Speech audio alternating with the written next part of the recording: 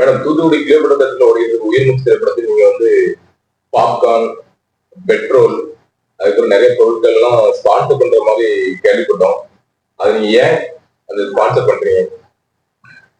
Sir நான் இங்க தூத்துக்குடியில இருந்து நம்ம ஆய்வா பிரசிடன்ட் தங்கேஸ்வரி பேசுறேன். எல்லாருக்கும் வணக்கம். நம்ம இங்க ஒன்னாங்கேட்ல வந்து அழகு பியூட்டி பார்லர் அண்ட் அகாடமி, நம்ம தங்கேஸ்வரி உரிமையாளர் பேசுறேன். நம்ம உயிர்மூச்சு படம் வந்து ஏப்ரல் 3ஆம் தேதி நம்ம இங்க தூத்துக்குடி கிளியப்பட்ட தேட்டர்ல வந்து ரிலீஸ் பண்ணியிருந்தாங்க. நான் ஏப்ரல் 4ஆம் தேதி நம்ம உயிர்மூச்சு மூவி நான் வந்து பார்க்க போயிருந்தேன். நானே என்னுடைய ஃப்ரெண்ட்ஸ் எல்லாருமே ஒரு 15 பேர் போயிருந்தோம்.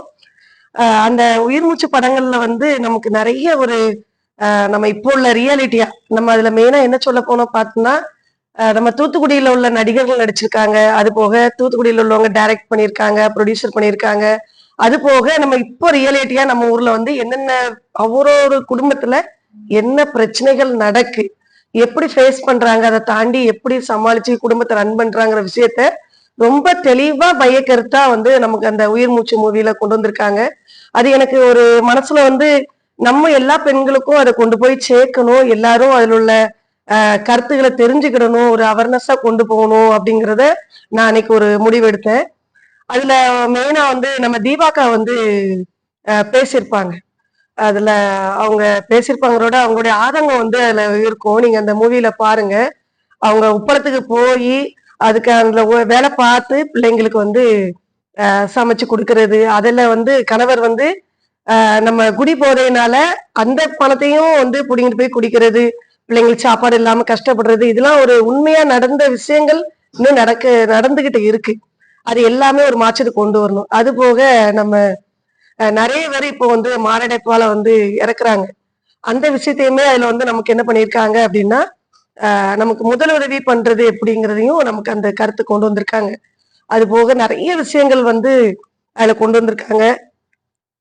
அதனால நான் என்ன நினைச்சேன்னா, நம்ம தூத்துக்குடியில வந்து அவ்வளவு பெண்களுக்குமே அவ்வளவு குடும்பங்களுக்குமே நம்ம உயிர் மூச்சு மூவியை வந்து எல்லாருமே பார்த்து அதுல உள்ள நல்ல விஷயங்களை கொண்டு போய் சேர்த்துட்டு அதை கடைபிடிக்கவும் வந்து செய்யணுங்கிறதுனால என்னுடைய பார்லருக்கு, அழகு பியூட்டி பார்லர், எனக்கு வர்ற கஸ்டமருக்கும் சரி, எனக்கு தெரிஞ்ச ஃப்ரெண்ட்ஸுக்கும் சரி, எல்லாருக்குமே வந்து இந்த மூவி வந்து பாருங்க அப்படிங்கறதுனால எங்களுடைய அழகு பியூட்டி பார்லர் சார்பாக நான் ஸ்பான்சர் எடுத்து எல்லாருக்குமே என்ன பண்றேன், படம் பாக்குறதுக்கு வந்து நான் வந்து மோட்டிவேட் பண்ணிட்டு இருக்கேன்.